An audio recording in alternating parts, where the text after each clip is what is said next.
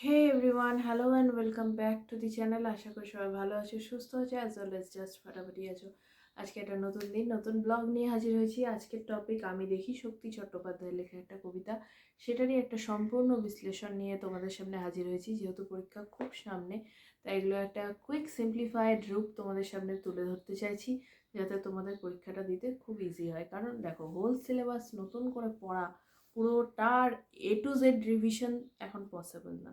সেগুলো আশা করি এতদিনে তোমরা খুব ভালোভাবে পড়ে এসছো, কারণ টেস্ট পরীক্ষাও হয়ে গেছে। এখন যেটা দরকার, একটা সিম্পলিফাইড রূপে কুইক জিনিসটা রিভিশন সমস্ত সাবজেক্টে। সেরকমই একটা কুইক সিম্পলিফাইড রূপ তোমাদের সামনে এনেছি, আশা করি তোমাদের ভালো লাগবে। তো আমি দেখি শক্তি চট্টোপাধ্যায়ের লেখা কবিতাটা, এটা তার অঙ্গরিতর হিরণ্য জল কাব্যগ্রন্থ থেকে নেওয়া হয়েছে। কবিতার মূল যে বিষয়বস্তু সেটা হচ্ছে কবির সবুজের প্রতি আকাঙ্ক্ষা। শহরের যান্ত্রিক সভ্যতার বিপরীতে কবির মন বারবার সবুজ দেখতে চায়, সবুজ লাগাতে চায়, অরণ্যের মধ্যে তার প্রাণটা ফিরে ফিরে যেতে চায়। যন্ত্র সভ্যতার জন্য, যান্ত্রিক সভ্যতায় আমাদের জীবন আবদ্ধ, আমরা চাইলেও সেখান থেকে পুরো বেরিয়ে যেতে পারি না, কবিও পারেন না। তিনি সেখানেই থাকেন, কিন্তু তার মনটা বারবার যেন ছুটে যেতে চায় জঙ্গলের মধ্যে, সবুজের সান্নিধ্যে। সেখানে গিয়ে তিনি একটা প্রাণখোলা নিঃশ্বাস নিতে চান।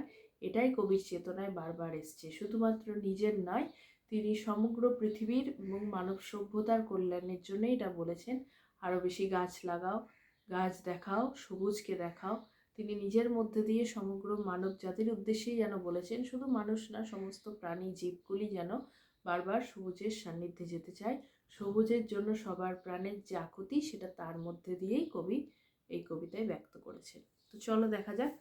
আমি দেখি কবিতায় কবি শক্তি চট্টোপাধ্যায়ের সবুজের প্রতি আকাঙ্ক্ষা প্রকাশিত হয়েছে। ইট কাঠের জঙ্গলে ভরা শহুরে জীবনে সবুজের যে অস্তিত্ব সংকট দেখা দিয়েছে, সেই প্রসঙ্গ ঘুরে ফিরে এসছে কবিতাটিতে। কেন? কারণ আমরা জানি শহরের যে যান্ত্রিক সভ্যতা, নগর সভ্যতা, নগরায়ণ, জঙ্গল গাছপালা কেটে নতুন নতুন বাড়িঘর, ফ্যাক্টরি, অফিস, রাস্তাঘাট, বিভিন্ন ধরনের প্রজেক্ট তৈরির জন্য সবুজের যে বৃক্ষছেদন বা অরণ্য ধ্বংস চলছে, সেটা তিনি এসছে তার কবিতায়। কবি তার বাগানে গাছ বসাতে বলেছেন, কারণ আরোগ্যের জন্য সবুজ খুব প্রয়োজন। এটা শুধু তার বাগানে নয়, সবাইকে অনুরোধ করেছেন যে গাছ বসাও, যাতে সুস্থ থাকা যায়। কবিতায় শুধুই গাছ দেখতে চেয়েছেন। বহুদিন জঙ্গলে সময় কাটানো হয়নি তার, জঙ্গলে যাওয়াও হয়নি বহুদিন। বৃক্ষ নিধনের সাক্ষ্য বহন করে চলা শহরেই একঘেয়ে জীবন কাটাতে হয়েছে বলে কবির আক্ষেপ প্রকাশ পেয়েছে কবিতায়। যেটা বললাম, আমাদের জীবনের তাগিদায়, জীবিকার তাগিদায় যান্ত্রিক সভ্যতার শরণাপন্ন হতে হয়, তার মধ্যে থাকতে হয়, এবং এর বাইরে বেরিয়ে যাওয়ার কোনো পথ আমাদের সামনে নেই। একটাই পথ আছে, সাম্যতা বজায় রাখা, যার জন্য সবাইকেই বৃক্ষরোপণের আহ্বান জানানো হচ্ছে, কবিও বারবার জানিয়েছেন। শহরের অসুখ, অর্থাৎ নাগরিক সভ্যতার বিকাশ বা নগরায়নের যে দাবি, তা প্রকৃতিকে তিলে তিলে গ্রাস করছে। এটা স্বাভাবিক, যেটা বললাম, নগরায়ন, নতুন নতুন প্রজেক্ট তৈরি, বিল্ডিং তৈরি, শহর রাস্তাঘাট তৈরি, তা অরণ্য সভ্যতাকে বা সবুজকে গ্রাস করছে। ফলে দেখা দিয়েছে সবুজের নিদারুণ অনটন। এই কারণেই বাগানে গাছ বসাতে বলেছেন কবি, কারণ যে কোনো মানুষেরই চোখ দেখতে চায় সবুজের বিস্তার। ক্লান্ত কবির শরীর চায় সবুজ বাগানের কোমল স্পর্শ। কবির মন আকুলভাবে চায় বাগানে গাছদের সমারোহ। তাই কবি আকাঙ্ক্ষা প্রকাশ করেছেন, গাছ আনো, বাগানে বসাও, গাছ লাগাও। আমি দেখি।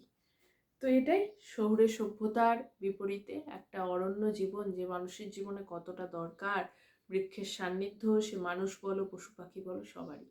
তো সেটাকেই কবি এখানে তুলে ধরেছেন, এবং আসন্ন যে জীবন নগর সভ্যতা কেন্দ্রিক, তাতে সবুজকে এভাবে নিধন করলে যে আমাদের হিতে কতটা বিপরীত হতে পারে, তার যে একটা ভয়াবহ দূরদর্শিতা যে কবির মধ্যে এসছে, সেটাকেই যেন একটা আকুল আকাঙ্ক্ষায় সবার সামনে তুলে ধরতে চেয়েছেন, গাছ লাগাও, না হলে বাঁচার কোনো পথ নেই। এই নগরায়ণ, এই মানবোন্নয়ন কোনোটাই কোনো কাজে আসবে না।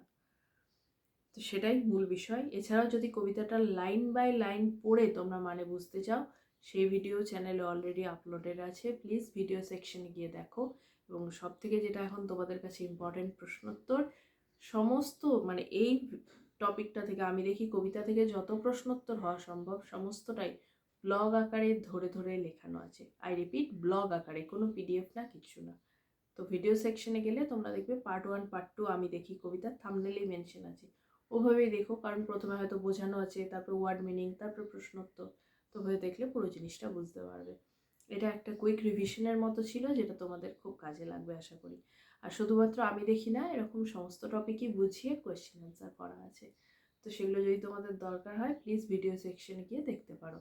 শুধু স্কুল নয়, কলেজ রিলেটেড প্রচুর ভিডিও যেগুলো ইন ফিউচার তোমাদের কাজে লাগবে, job related, course related, scholarship related video আমার চ্যানেলে আপলোডেড আছে, যেগুলো তোমাদের ইন ফিউচার খুব খুব কাজে লাগবে। তো এগুলো নোটিফিকেশান পাওয়ার জন্য চ্যানেলটাকে প্লিজ লাইক, শেয়ার, সাবস্ক্রাইব করো, বেল বাটনটা প্রেস করে রেখো। দেখা হবে নেক্সট দিন আর একটা সুন্দর ভিডিওর সাথে। ততক্ষণ টাটা।